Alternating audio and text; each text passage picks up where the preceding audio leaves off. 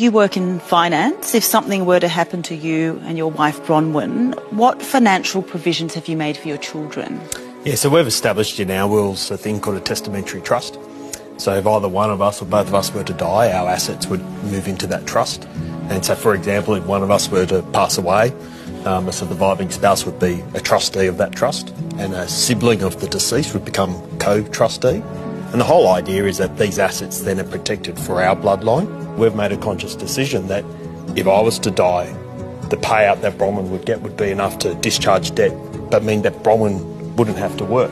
Now, if something was to happen to Bronwyn, I have to look after 3 children on my own. So I've got life insurance for Bronwyn that puts me in a position that I don't have to work full time. I can care for the children. So with this testamentary trust, what we've done further is that our children, if something was to happen to both of us, our children would become co-trustees at 25. And at 28, that's when our children would have full control via being a trustee.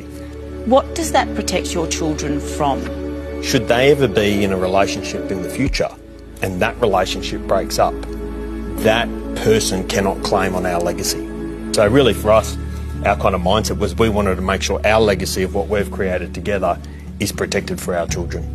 Bronwyn, why wasn't a standard will enough for you? With a standard will, the children, let's say that the 2 of us were to unfortunately pass away, and the standard will would mean that usually the children would get it upon turning 18. With a will where they do inherit, both with our life insurance, the home, everything, if they were to get this lump sum of money, we can't guarantee that they're in any mindset whatsoever not to be taken advantage of by somebody else at that time in their lives, that they're mature enough. We need to consider who their partners are. We don't know who's going to be taken advantage of from those different angles. So we wanted something that was going to be protecting our children. And for example, if Andrew were to get into some dodgy dealings and go bankrupt, or if Andrew was to repartner and they had children and then he were to pass away, what I would have left for my children is now up for grabs for all these other people that I never intended upon my death for it to go to. And I think that's where the difference is with the testamentary trust.